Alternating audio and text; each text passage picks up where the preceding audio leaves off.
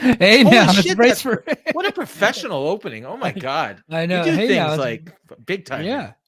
Hey, now it's Brace for Impact, and I'm your host, Mike Gilbert, and I'm joined this week by the foremost Ring of Honor historian, host of the Dynamite Show, host of In the Clinch, probably hosts a shit ton of other shows. Paul Fontaine, how you doing, Paul? I'm excellent. No other shows. Grandpa Dez is on a bit of a hiatus, but I might be bringing it back soon. Yeah, man, that was a fun show. I really Yeah. like really short, kind of quick convos with your friends. I Yeah. thought that was cool, man. Yeah. I got to Um, start doing it again. I just got lazy and life, a lot of stuff in my life this year. yeah, no shit. And so if you're wondering why Paul is here, JD is on the road with the wrestling team. He hit me up yesterday, and said that he couldn't make it. Like they decided at the last minute to travel on Thursday as opposed to Friday, so he wasn't here. So they got a big tournament coming up this weekend. So they're already on the road for that. So good luck to the DeKalb wrestling team out of Illinois. I know they're going to do great, but Paul, like literally, I got off work late today, so typically I try to. The show comes on at 3:30 in the afternoon. I'm gonna give you a little backstory, Paul. The Yeah. 3:30 in the afternoon is when the show starts for me here because it comes up on YouTube. I could pull that up at my desk at work, and I can just kind of have one earbud in, and I can watch the show pretty much. And then if people come in, I could pause it, interact with people. If I need to do something, I could pause it, interact with more people, and then I'm good to go. And then I could finish the show, and then I come home, have dinner with the family. I'm like within an hour after the show's over, I'm ready to record, right? Yeah. But I didn't get off work until like an hour and a half after the show had already started. So I didn't even get to start the show until like literally an hour and a half ago. And then Oh, I wow. told Garrett, I told Garrett on Facebook, I'm like, hey, I'm actually going solo because I got off work late. I was like, I don't think anybody's awake at this hour that Yeah. could record, and I was like, I didn't want to bother anybody else, so I'm just gonna go ahead and do it. Apparently, you saw that because you hit me up immediately. Yeah. Yeah. Well, I normally don't watch the show on Thursday nights, but sometimes I do. And even if I do, it's usually not this early, but I there's no Winnipeg Jets game tonight, and there's no Toronto Raptors game tonight. So I Nice. basically, I just Impact, and Yeah. I literally just finished watching it, and we were talking about the Eric Young stuff in the Yeah. Facebook group, and and then fate intertwined. So I just turned on my Well, stuff, and here we go. all right. Well, since we're talking about it, let me hit the button. Breaking news.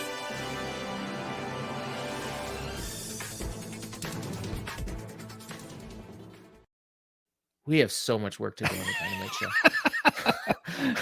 Well, it pays to like my cousin's in radio, and I'm pretty sure I Okay. used up all my favors from him because he did Okay. 2 intros for me. And then JD is like, this is what he does for a Yeah. living. Like he does, so he did the graphics, and then my cousin did the voiceover. That's his voice. He owns a radio station in Missouri. So I was like, hey, can you do me a breaking news thing? He's like, sure. He had the music queued up. He did the voiceover. That's all them. I just had the idea because I'm an idea fairy. But breaking news. It actually broke like literally minutes after the show ended tonight. And we speculated on this show a couple weeks ago when Eric Young and Sam McCallahan had their amazing brawl, like a super bloody brawl. Oh, sorry. They had their super bloody brawl.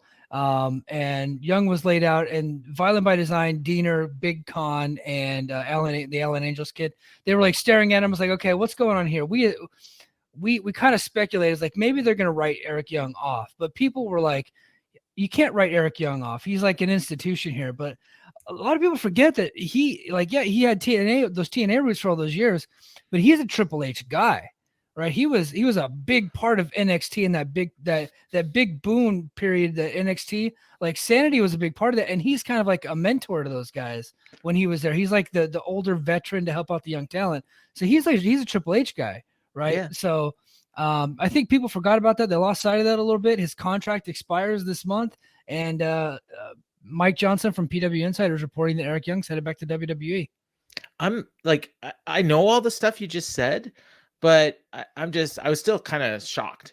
Like when he came back to Impact, I figured, okay, this is a really good fit. He can, wrestle as long as he wants. And then when he's done wrestling, he can mentor and he can coach and whatever, he can do what Dreamer's doing now, for the next 15 years. Cause Impact's never dying. But I did not expect him back in WWE. Like, I just, like you say, a big part of NXT. And I mean, in my mind, like, I don't remember it that way. But then you actually, the way you said it, I mean, yeah, the Insanity was, they had that really awesome War Games match in a couple years ago. And, Nikki Cross came from there, and Killian Dane, who, I mean, how far away is he from coming back? I mean, if they're bringing Eric Young back, I can see him coming back as well. And I don't remember who else was in that group, but it was that the tall, I think he's a German kid. Alexander Wolf. Wolf, yeah. Yeah, and see, that's another one. Like, he was in Imperium. I could see him coming back too. Yeah, so. And they actually teased that on Twitter recently. Oh, did they? Killian Dane, Big Damo, teased that on Twitter about getting back with Wolf and Eric Young. So and Dane is married to Nikki Cross, right? Yeah. And I speculated on this, and I never had a chance to talk to you about it, Paul. But so you're kind of like kind of a renaissance man when it comes to fight game media. You could talk WWE, you talk AEW, and I had this theory. Stardom is out of my wheelhouse. But yeah. So, but I had this theory that Triple H, when he took over, he's not really bringing these talent back because he thinks it's going to be a boon to the WWE. I think he's trying to right the wrongs of Vince past. Right. And if you take a look at a lot of the people that he's brought in lately, it's a lot of folks that Vince fired. Right. Like, did he really need to bring Hit Row back without Swerve? They're not going to draw him anything. But no, he just brought him back because he felt like it was the right thing to do. Those people got fired during COVID, right? Yeah. And one by one, Mia Yim just came back. The Good Brothers just came back. And a lot of them are just COVID firings that I think that maybe Triple H feels a little bit bad for. And he's just trying to bring these folks back to maybe make amends for that. Maybe. And another one that we're going to talk about later, who is obviously probably the biggest one of all of them, but I mean, and that's why I say, like, a lot of these guys that came up through NXT that have loyalty to Triple H, I can see them coming back. I mean, because it's not like AEW is interested. If AEW wanted Eric Young, they probably could have got him 2 years ago. And same with Wolf. Dane's been out there forever. He's working New Japan. He's working indies in the UK. So clearly, well, he did the one match in AEW, I think. I think he wrestled Wardlow. I think Damo. Yeah, I think he was on Rampage. He was on Rampage. It was a Rampage or Dark. Yeah, I do remember that. It was like, is Damo and Wolf. I don't know what he goes by now. I know he changed his name. Yeah, is it Dieter or something? It's Axel Tischer. Tischer, yeah. And I was like, Eric Young has this group, Violent by Design. I'm like, they're there. They're right there. Why don't you just bring those guys in? They can't be that expensive, right? So and Nikki, I mean, they could put her right back with Nikki. Like she's basically playing the same character again. Just being all wild. So and put him on the main roster, put him on NXT, whatever. It doesn't matter. Mm-hmm. Yeah. Well, and it makes sense now that Nikki's kind of gone back to her because she was the superhero character for a little bit. She just switched back to the old character, the Sanity character. Yep. They have a ready-made storyline right there, and you got Eric Young who can talk and work with the best of them. Eric Young's not going to draw you a lot of money, right? But he's you need him to fill out the cart. Yeah, he's a useful guy and a creative guy. But I also think that he could be a producer for WWE, which I think he was tried out as a producer before he ended up getting fired. I think they were trying him out in that role. But now with Triple H back, maybe hey, look, we got a dual role here for you. You could, work sometimes, manage these guys, and then also be a producer. And I think that would be a good deal for him. Now, there's one problem with all of this. And I don't know if you're aware. And I got the scoops because I have Impact insiders that are up in my DM. Yeah. And I don't know if Triple H is aware, but spoiler alert, Eric Young was murdered tonight. So I don't know how much use he's going to be on the WWE roster, but well, it's the, I gotta correct you there. We saw a silhouette of a stabbing happening, but we never really saw the dead body, right? Do I need to send you the DM? He was murdered. I have this confirmed from someone on their staff. Eric Young was murdered. I mean, that is clear. Someone who makes money working for Impact confirmed to me that Eric Young is murdered. So Triple H might have some buyer's remorse tomorrow when he watches Impact. Well, I hope But they didn't send the contract to Eric Young before he was murdered. I hope he because signed it they- before he got they- stabbed. Yeah. Yeah, they might be on the hook for whatever's Well, left of at that least contract. they'll take care of his Yeah. family anyways. Yeah, Yeah. But, So with Eric Young out, I mean, now you have Violent by Design, and you got and you got Diener, Alan Angels, and fucking Big Con. where's Khan's old partner Victor? What's Victor doing? They can bring him in. With they could call them the Descension. Yeah, that's kind the of what they would be now. Well, there's a bunch of other people around there too, right? Like people that they don't have names for yet, just these random extras. They're the minions, right? They're in the yellow hoodies. Just elevate a couple of those dudes. I guess Diener's the leader now, based on how it played out. But I was honestly surprised, because I literally I saw the news about Eric Young, and then I was in the middle of watching Impact, and they were promoting that thing all night. So I'm like, oh, okay, well, I assume they're going to write him off somehow. I wasn't expecting what I saw. I was in the middle of a chat about the main event, the main event of the show. And then all of a sudden I'm like, wait a second, did Eric Young just get murdered? And the person I was talking to said, yep. He's like, not our first murder. No. We haven't referenced it yet, so we'll get into it. I'm not even gonna cover it in the recap. We'll just, the main event's Deonna versus Mickie. But after the main event, great match. After the main event, they cut to Eric Young and Diener in a prison of all places, where it all started. Where it all started. I guess they were in prison whenever they became friends. And there was like a shiv, or I guess what do they call it? Is it a shiv in prison? Is that what they call it? Okay, Brick shivved a guy. A taped up, a taped up knife in the middle of the table, and they start fighting over the knife. And then eventually, like, Diener's beating Young's ass, and then Young's just like, "You need to kill the sickness. You need to kill the sickness." And so, sure enough, Diener grabs the knife and just stabs him and kills him. Which is another murder in a long line of murders in Impact. Because if you remember correctly, Allie was murdered, right? Yeah, Allie was murdered. She was stabbed in the throat by Sue Young while they were in hell together, I guess. Mickie James was thrown off the train track. Yep, thrown in front of a moving train by Cowboy James Storm. She's since come back to life. Allie is back to life too, by the way. Yeah, and didn't Johnny Bravo shoot somebody? Johnny Bravo got shot, actually. Oh, he got shot, right? So he got shot by Larry D, who was essentially drugged by Ty Valkyrie. Right. Ty Valkyrie then got sent to Stanford Supermax, and then was released early for good behavior and came back to Impact. So that's right. Yeah. So geez, you're an Impact historian. You should have that in your bio. I'm reading because I started the thread about the Eric Young news, and I saw a comment from John Muse, and it was Brick shivved a dude. That's his whole comment. And I'm like, what? Like, what? Like, I get the reference to Anchorman, but what does this have to do with Eric Young? And because I hadn't seen the main event angle yet. So I guess he probably was watching live. So he shivved a dude. And R.I.P. Eric Young. That should have been the graphic. 1982 to 2022 or whatever. Yeah, but, he's 40. He's 42 years old. He's a couple years older than me. So he's been around. I mean, he started Impact in 2003. He was young. He was in the Nashville days. Is when he came to Impact, and then he really he's one of the great wrestlers in the history of the company.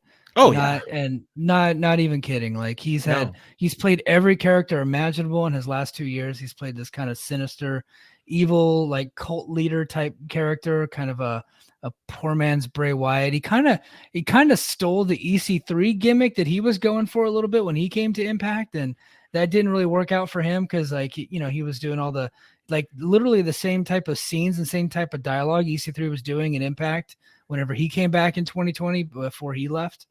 He was there just for one match.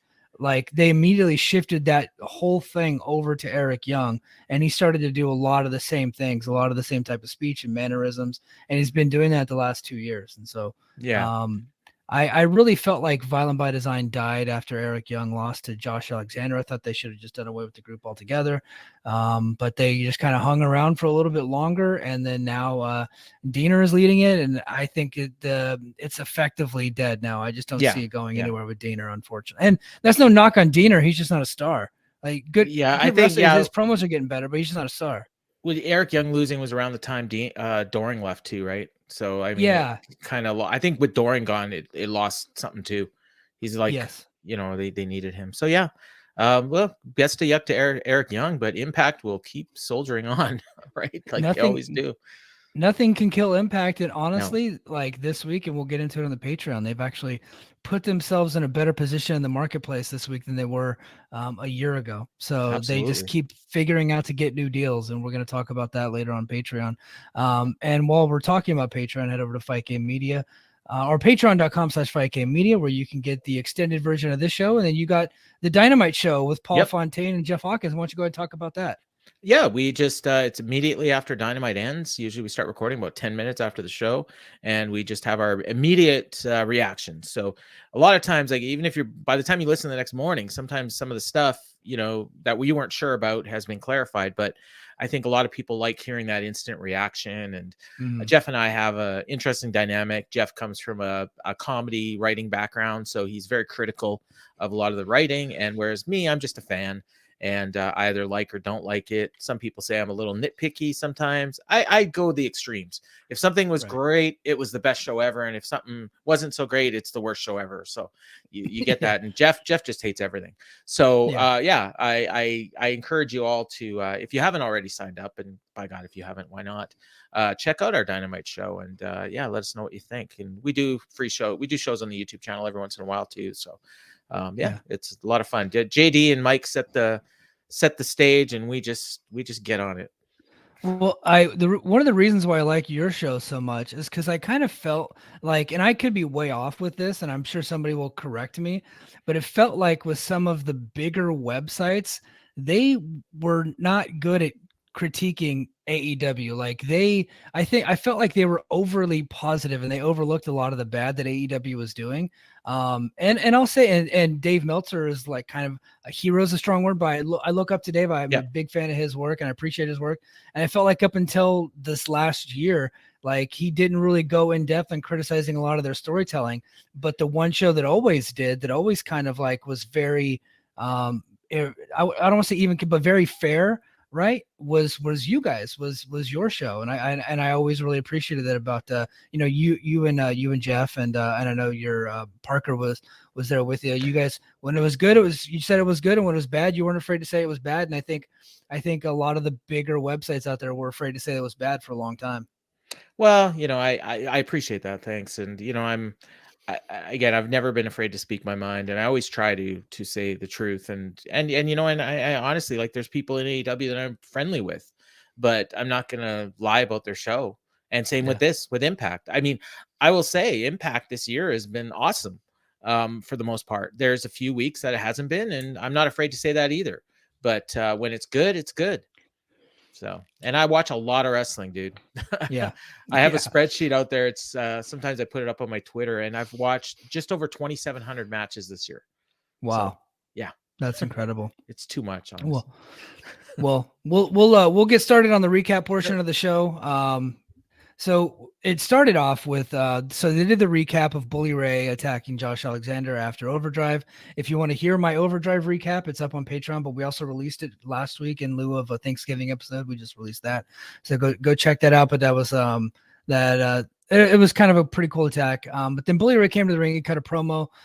He was getting tons of heat from the crowd. I think some of it was legitimate heat, but I do feel like they had some audio overlay where they had some chanting and stuff like that that wasn't actually going on in the crowd, because they had the video of the crowd, and I think they said in the audio was like shut up or something like that. But when you looked at the audience, they weren't saying anything. So I do feel like they piped in some chants there, which I think they should do those things, by the way, because a lot of the crowds they play in front of are small and quiet. So, he started getting a ton of heat from the fans at ringside. He called a child fat. He fat shamed. Bully, of all people, calling somebody fat, I think is kind of funny. And then he went after a guy that had an "F you bully" sign, doing classic Bully Ray stuff, the same old shit that he was doing in 1997 in ECW, just with less foul language. And then eventually, eventually Rich Swann came out and they started their match. They actually had a decent little match. Like Rich Swann is great, and he's great at getting he's great at getting sympathy from the heel. Bully Ray, say whatever you want about the guy. The guy is a professional heel. He knows this is what he does for a living. He is a mercenary heel. You can bring him in. He can get heat on people, and that's what he's good at. And I feel like they did do that here. They accomplished something.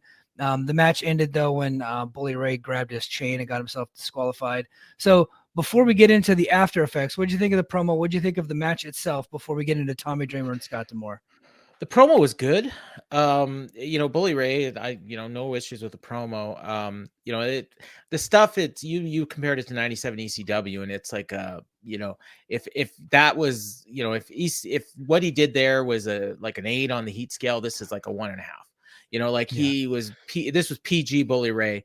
He's calling a little kid fat. He's telling the guy he's going to rip up his sign, and then he told the guy to put it down, and the guy didn't put it down, and Bully Ray just kept talking. And then the match started, and it's like, okay, I'm watching this match, and I'm thinking, yeah, you're right, Rich Swann is good, but I'm thinking ahead to Hard to Kill, and I'm wondering, how is Josh Alexander going to do like a main event world title match with Bully Ray? And I'm a little worried about that. I won't lie.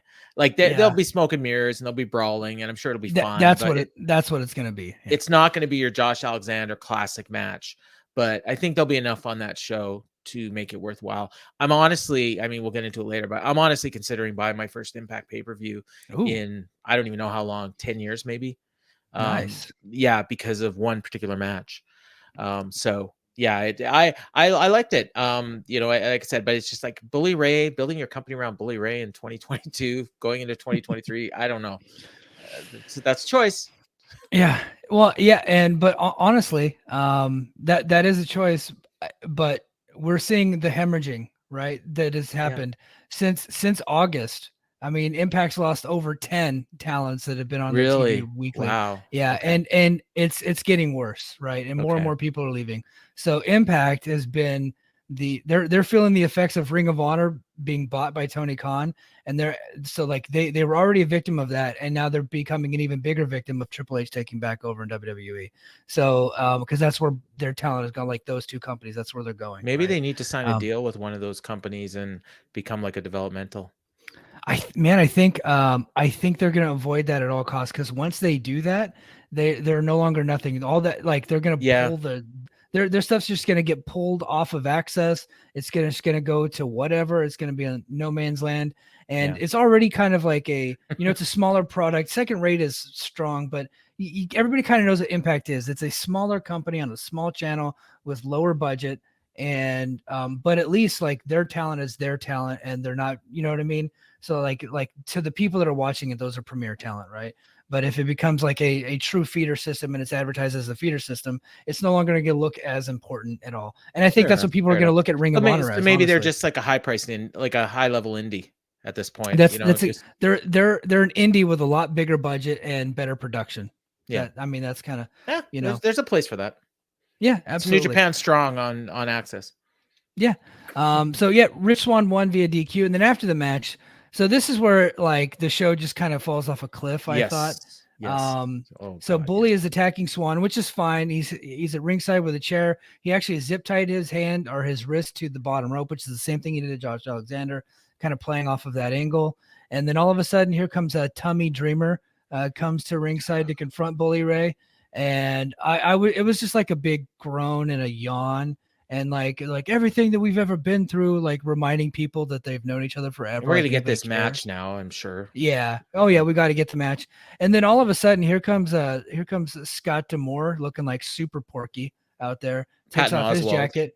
Yeah, he's getting in Bully Ray's face, and they're calling each other a piece of shit, spitting at each other, going back. Like this just lasted forever. I'm like, just fight. Like, what are we doing here? They just kept going back and forth saying piece of shit. Like over. If I was a regular person, I would have shut the show off at this point. But if I put something on my PVR and dedicate myself to watching it, I'm going to watch it. But this was bad.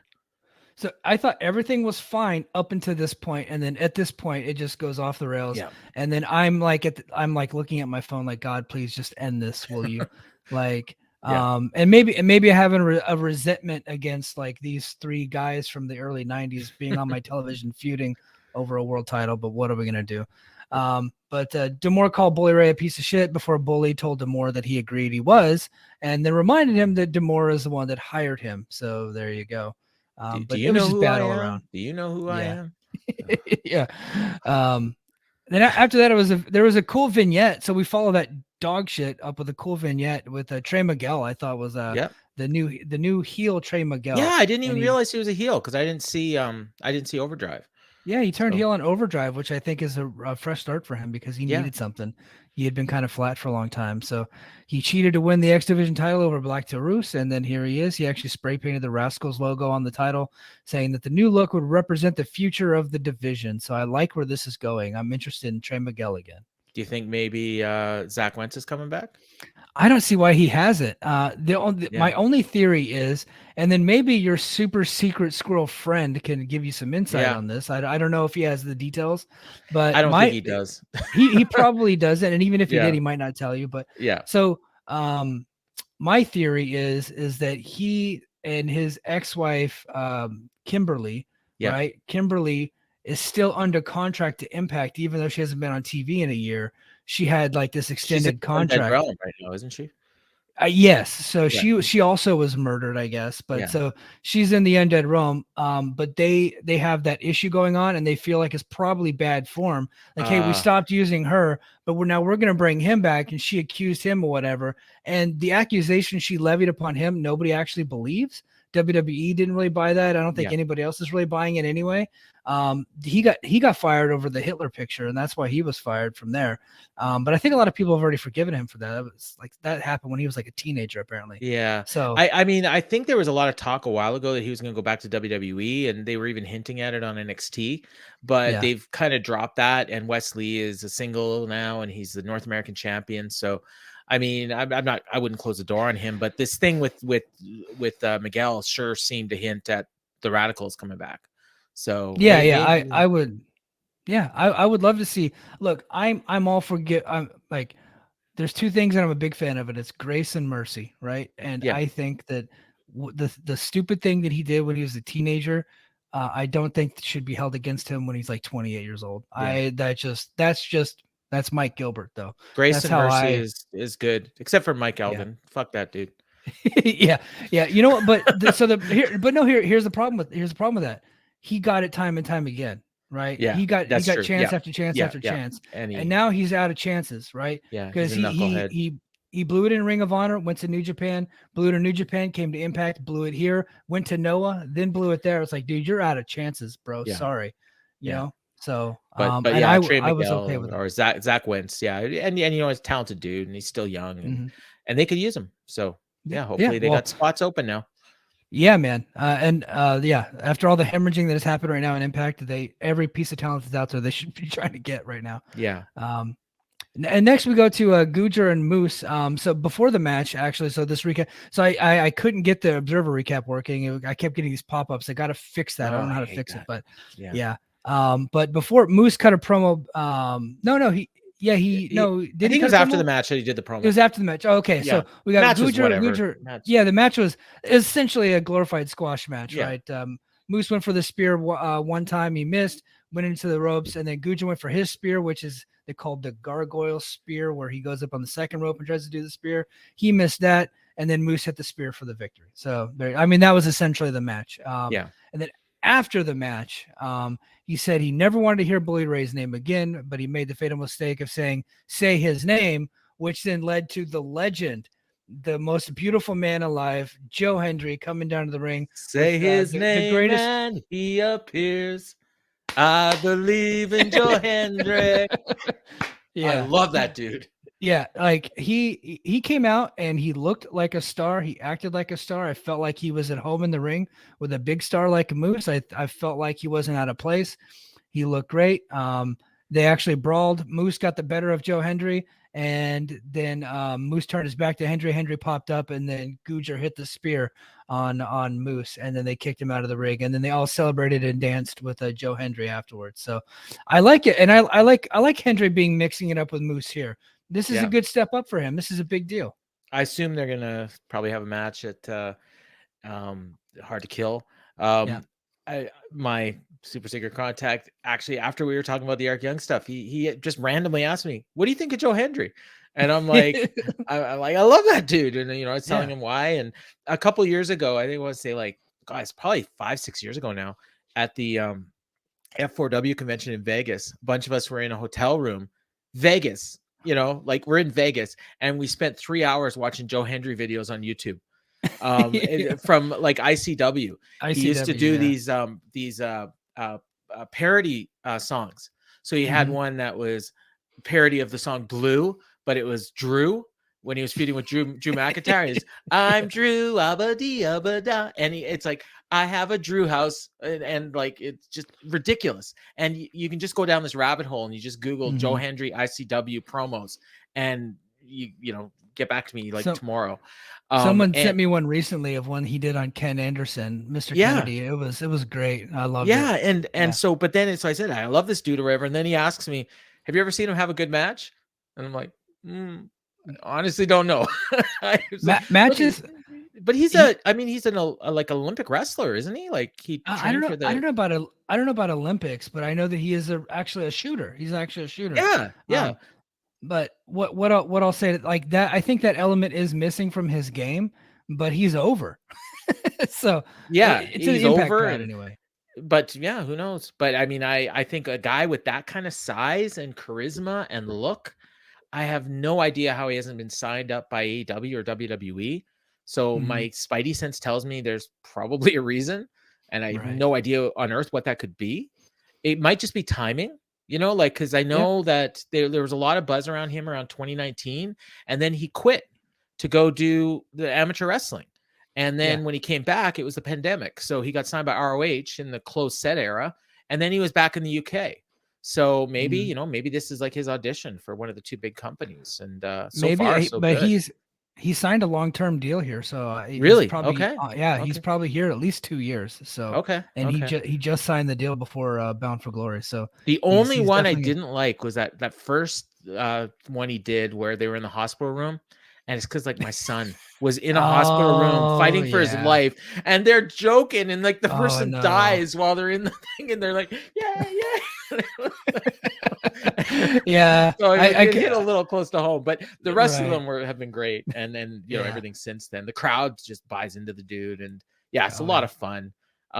It was funny that Moose is cutting this heel promo, and basically like it came off like he was trying to get the crowd to chant for Bully Ray, even though Bully's an even bigger heel than he is, which was kind of odd. But then then I figured out where it was going when he said, "Say the name." And then all of a sudden the music starts, and he's like, "You called me, dude." Right. You said say his name, and when that happens, I appear. I do that so many times, and I've done it like 5 times in the last 3 months. When somebody says that line, I'm like, I'll just quote it. You nailed me on Twitter for doing it one time. Trademark infringement, you said. Yeah. But I loved everything about this segment. Yeah. The next segment, not so much. Mike Bailey was interviewed backstage by GM Miller, saying that he would like to believe that he would be X Division champion if it wasn't because of Kenny King. Bailey said that he would not let King's antics affect him, and that his goals and focus to be exactly as they are. He just great, amazing wrestler. There's not a whole lot that's interesting about him, and he kind of comes across as kind of a weenie, I would say, when he's doing his promos, but I was like looking at it, and you'll appreciate this. When I look at him and I look at his character before he talks, I'm like, he's George St. Pierre. Like he's got the French Canadian accent, right? He comes out in the gi, right? He's doing a lot of the Kyokushin karate stuff that George used to do before George decided just to wrestle everybody. But he was originally a karate guy, right? And so I was like, oh, this is a Montreal guy. He's got the gi. He does all the karate stuff in the ring. He should be George St. Pierre. And then he is kind of mild-mannered like George was, but George could get fiery, and George can go after people on promos. Like George was an underrated promo, actually, I thought. And he became a big star that way. I was like, they need to sit this guy down, have him watch George, and just be that. Right. But the problem is that, that kind of charisma, that's, you can't teach it. You're right. Like you know what he is? He's Rory McDonald. Like, do you remember Rory? Like, Yeah. he came right after George, and everyone thought he was the next George, and he's just this weird dude that's a good fighter. And Right. that's kind of like, I mean, I look at Mike Bailey, and yeah, I saw him live in Vegas, and he's freaking awesome. But he's just a weird dude. Yeah. I mean, there's not much else you can say about him. And this promo was, at this point, I'm like, this show is not good. That's what I was thinking too. Yeah, and it didn't get a lot better until the end, and then the end was so good that the show was way thumbs up. But go on. Yeah. And then next there was a video vignette promoting the main event between Mickie James and Deonna Purazzo, which I thought was a strong, awesome strong job vignette. they're doing with this Mickie storyline. What do they call it? Yep. The last last dance? rodeo. Last rodeo. Rodeo. Yep. And then next we go on to Steve Maclin and Frankie Kazarian. And I was quite excited for this match. And I don't want to say it was a bad match, but I did feel like they didn't have a ton of chemistry.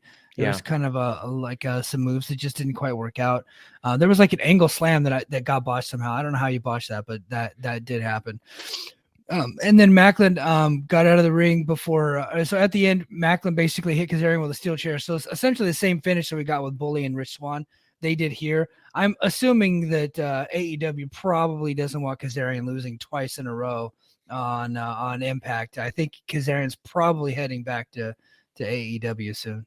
Yeah, it's I mean, we're, I was on the show a while ago, like right after Steve Maclin debuted, right before you interviewed him. And I mean, we're big Steve Maclin guys, and I love Frankie. I've loved Frankie for 20 years, and I was expecting a lot more. Maybe that was my problem, that I just had my hopes up, and the match was fine. I mean, it was the best match on the show other than the main event, but it wasn't great. No. Yeah. It was just a match was kind of there, and Frankie won by disqualification. It was a rampage match. Yeah. And then afterwards, Maclin attacked Kazarian with the chair and then hit the KIA double underhook DDT. So I don't know if they're going to further the storyline along. I don't know if Kazarian's going back to AEW, if this was a way to write him off. I have no idea. If he goes back to AEW, I don't know what he would do. Right? They got 1,000 wrestlers there that aren't doing anything still. Right? A lot of them can't get on TV. He's gonna wrestle, like Ari Daivari on Elevation. I mean, yeah. Maybe it's crazy. He'll be on TV and they'll tell us that he hasn't lost in a year. And next we go to Savannah Evans and Tasha Steelz. They argued backstage because they lost to the Death Dolls for the Impact's Knockouts Championship, Tag Championship. Sorry, Steelz asked Evans to face Taya, and if there was anything to teach, she would learn by herself. So we got Taya versus Evans next week. So okay, there you go. Do you think they're breaking up? That's kind of the impression I got, but hope not. Well, I mean, like them together. Well, they're one of two tag teams, so you would think they'd stick around a little bit, but yeah, it is what it is. Maybe Kiara's coming back. Maybe. She did just get fired from Jade Cargill, right? So yeah. Jim Miller interviewed Eddie Edwards backstage. Edwards said that he wanted to bury the past, basically like he buried PCO, because it was affecting his marriage, but it emphasized that he does not regret everything he did in 2022. Let me give him some marriage advice. Okay, just if you want this thing to work out, yes, you do regret all the bad things you did, and you were wrong, and she is right, Eddie. Come on. And you were right to try to murder PCO. Unfortunately, it doesn't look like it worked out because his hand came through the grave, and looks like he's still alive. So, yeah, this whole storyline just kind of bores me. I'm not the biggest Alicia fan in the world, so that's part of it. But I'm just, they clearly have no idea what to do with him, and they're just treading water until they figure out what to do. Yeah. Yep. Impact Tag Team Champions, Heath and Rhino. This was another highlight of the show for me, by the way. They're confronted by the IWGP Strong Openweight Tag Team Champions. Is it Strong Open? Like, just they're the fucking Strong Tag Team Champions. Just shut up, Openweight. I think it is open. Yeah. Openweight, the never Openweight Tag Team Champion. Okay. Then the Motor City Machine Guns. I didn't even know that they had those belts before this. Well, they beat Aussie Open at one of the recent New Japan shows. Okay. Yeah. Because Aussie Open can't buy a win these days. I was wondering why they had these belts, and that makes sense Heath agreed with the Guns that they deserve a tag match. So he said he was going to go to D'Amore to get in the match. And then Rhino just goes apeshit, and he said that he would rip their fucking faces and fucking hearts apart and rip them in half with a gore. And then Sabin and Shelley were like, whoa, dude. Yeah, just like chill. kind of staring at him. And then Heath ended with goes, man, I love that guy. So I thought that was pretty funny. Two things hit me here. Number one, I mean, these two, the visual of these two tag teams together was jarring because Heath and Rhino are like tower over these guys. And then the second one, I guess it feels like maybe they're going heel, Heath and Rhino, which I guess is a choice, but maybe not. Yeah. I mean, it could just be for the match. But yeah, I think they were just being intense for the match. Yeah. Rhino because Rhino's the man beast, right? He's always like overly intense. So I think that was Rhino had one too many gallons of coffee today. Yeah. Next we get to the main event, which I think was the absolute highlight of the show for me. These ladies just killed it, and every time they have a match, they kill it.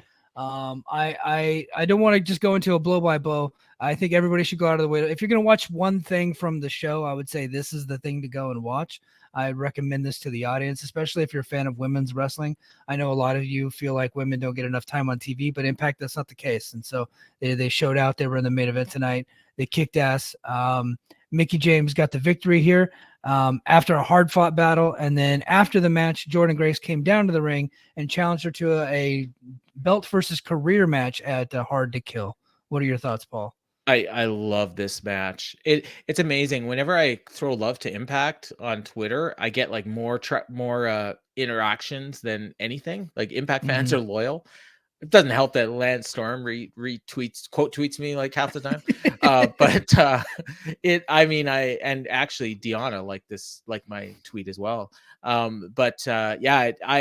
was just like it's funny because when the match started, I think it was like 40 minutes left in the show. And I was like, wait, this is the main event? And then I'm looking and I as I mentioned earlier, I have a spreadsheet with all my matches. And like, this was only the fourth match on the show. And I'm like, okay, there must be more coming. Like they usually have like 6-7 matches sometimes on Impact, at least 5. Yeah. And I'm like, no, they're going long. And then I remembered, okay, well, we got that Eric Young thing, but that wasn't very long. Like, I don't know how long they went, but it feels like it was at least a half an hour. And it didn't drag. Yeah. Like they just went nuts. And I love the story. Like, again, I didn't take notes or anything, but just the story of Mickie James trying to, fight for her career. And, this has been very well told and compelling, and she's going through everybody. And this was the one, like, if she was going to lose, it was probably going to be to Deonna, and she didn't, and she had to cheat to win. Yeah. And, and that's perfect. Because she's a baby face, but she's fighting for her career. And there wasn't another finish you could do. And, and then maybe Deonna can, maybe she'll get her revenge. Maybe she'll cost Mickie the match with, with Jordynne, as you mentioned, she got confronted later. But I'm a real big fan. The women have been knocking out of the park. As in the quote tweet that I mentioned, that Lance said, and I said the same thing. Like, there's been so many good women's matches on Impact this year. And it's not just Deonna. Like Mia Yim's had some great ones. Giselle Shaw and Jordynne Grace a couple of weeks ago had an amazing match. That was like my women's match of the year. Right? Masha and Jordynne Grace.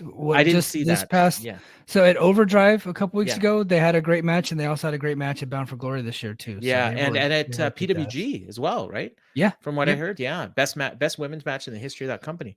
So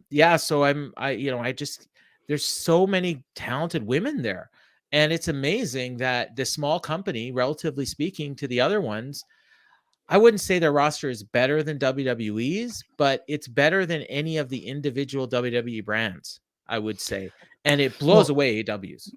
Well, it's not so much the talent is better. I just think that booked Impact and presented better. It's booked and presented. They focus on them, and not only that, I think they lean on them. They rely on them. Like it's like just a heavy part of what they do. Versus, I think AEW, and I don't want to get into like an AEW bash session here, but AEW almost feels like they're checking a box sometimes. It's like, hey, if we don't get this match, if we don't get this match on the show, like the fucking liberal kids are gonna yell at us on Twitter, right? So let's go ahead and do that. and then we'll put them in the death spot because we don't care about them. But with Impact, it's like we're going to put these women in positions to succeed. We're going to hide some of their weaknesses. We're going to, glorify their strengths and put them in prime spots on the show to highlight what they do. And we're not going to put like a women's match after a trios match where we know that every person in that match is going to hit every fucking move known to man and go 25 minutes, totally burn the crowd out. We're not going to then follow it up with a women's match. That's not what they do here in Impact. Yeah. They would actually put that match before the match that goes crazy. You know what I mean? Or in a different show. Yeah. And in this case, I mean, they had a really shitty show for the first, hour and 20 minutes, and then they give us this killer main event, and that's all you're going to remember. And really shitty is probably a little strong, but I told you earlier, I'm all about hyperbole. It wasn't a great show till the main event. No, but the main event more than made up for it. And this was just a match. Like, this was a professional wrestling match. It wasn't like a Young Bucks match where they were using, all kinds of flippy doos, and it wasn't weapons, and it wasn't beating the shit out of each other like Danielson and Garcia or Jericho and Ishii. And don't get me wrong, I love all that. This was just wrestling. And Deonna is probably the best women's wrestler in the world right now, active. And Mickie James is not that far behind because she's a 20-year vet, and they just had a great wrestling match, and they told an awesome story.